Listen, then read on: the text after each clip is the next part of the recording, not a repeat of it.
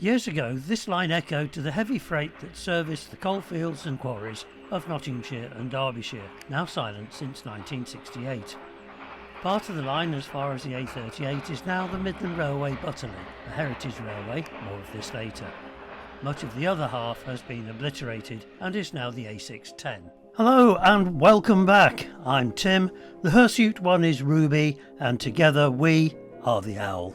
Today, Ruby and I are tracing the Midland Railway's Pye Bridge and Ambergate line. Hop on and let us take you along this short but nonetheless important line. It linked the Erewash Valley line, which joined Nottingham to Chesterfield line immediately north of Ambergate station, to the main Midland Railway line from Derby to Chesterfield and Sheffield, immediately south of Pye Bridge station. The Midland Railway's Ambergate to Pye Bridge line opened in 1875. Its route snaked through the countryside past quarries and collieries, linking the Erewash, Amber and Derwent River valleys to the coalfields, and on to the Midland main lines. A host of heavily laden steam-hauled trains rumbled between the junction at Ambergate and the junction at Pye Bridge. They carried coal, clay and gritstone, amongst other vital produce. Butterley was a station on the line, but was a lightly used passenger point. Freight was the lifeblood of this route, which was quite normal for the time.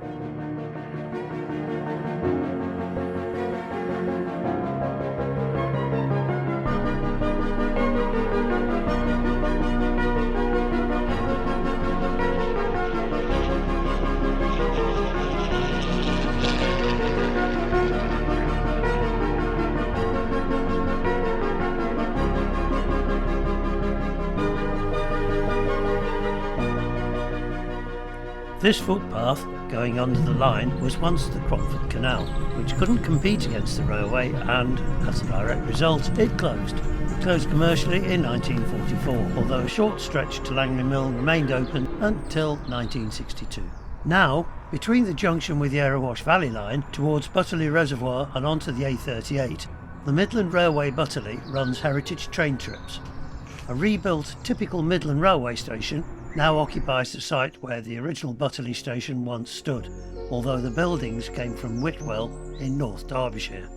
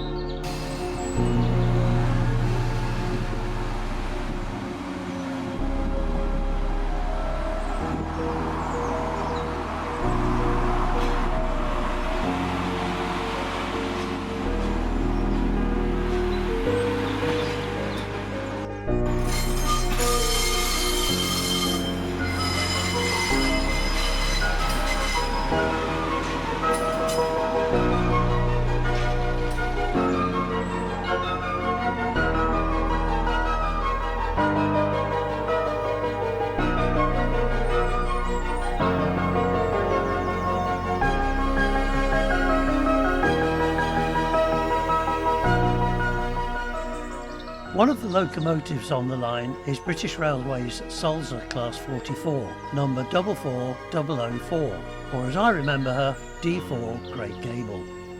Built after the experimental L.M.S 10,000 and 10,001, to which she bears a passing family resemblance, the 10 BR Type 4 Peaks were introduced in 1959.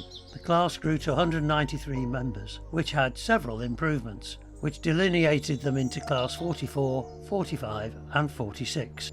However, to us kids, they were peaks. When given their head, they could achieve 90 miles an hour. On a train spotting trip between Leicester and either Derby or Nottingham, our 2 shillings, which is now 10p, fare brought us a moment of unbelievable velocity through the countryside, watching the world go by at a speed which we would otherwise never be able to experience.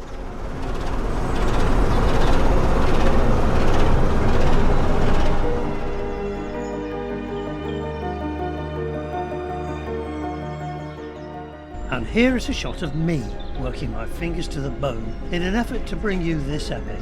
As usual, no thought for myself. Swanwick Junction is the hub not only for the Midland Railway Butterley, but for quite a lot of other things. It's worthy of a video all of its own, but others have already done this. The station buildings were brought here from Syston and replaced the original ones. The island platform was originally at Broome Junction, a little to the south of Ulster. An excellent model railway and several workshops which are busy restoring or even building railway memorabilia, buses, even old stationary engines are all on site as you walk around.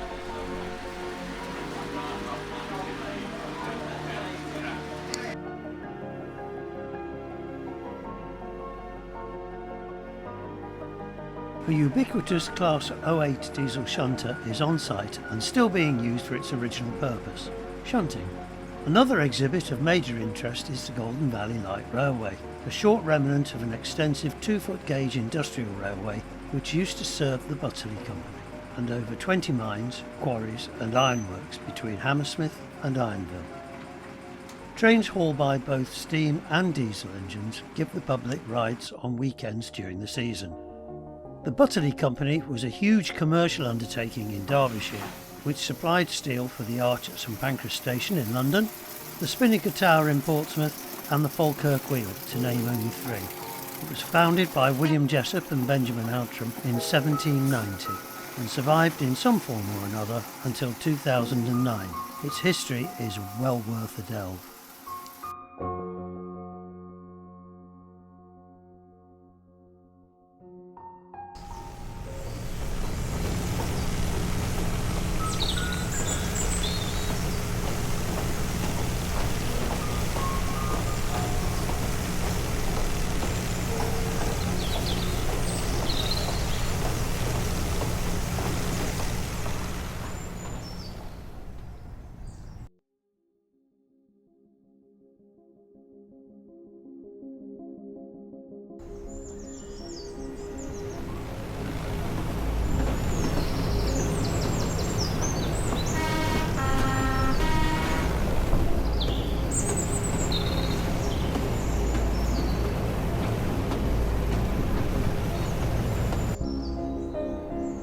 And so to return to the Ambergate line to complete our trip.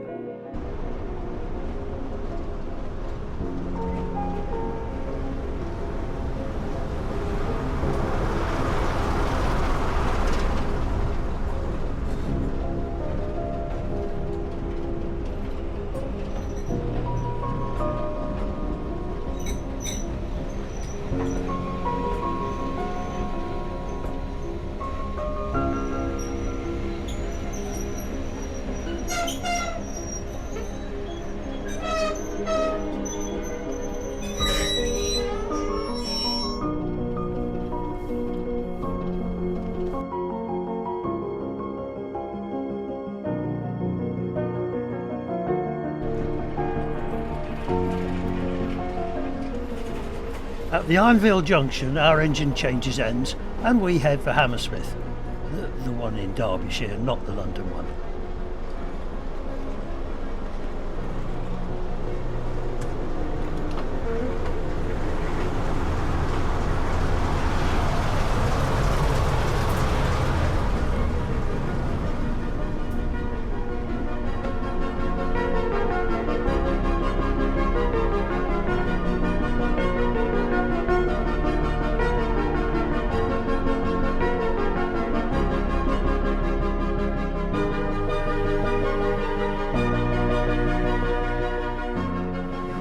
Meanwhile, we soak up the atmosphere of the old Mark I stock and the passing scenery.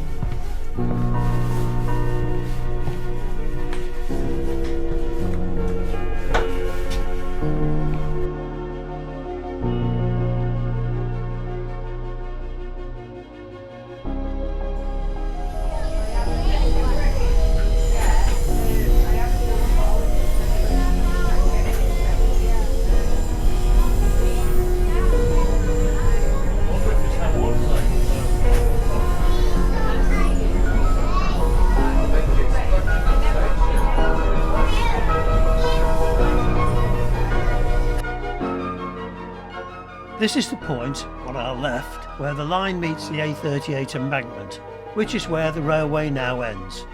Unfortunately, so does part 1 of this video.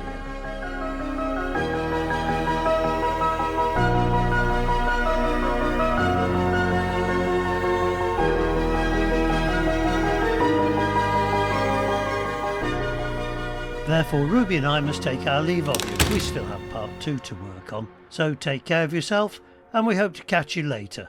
I must go now as Ruby's got a lead in her mouth. Bye for now. We hope to see you again in part 2.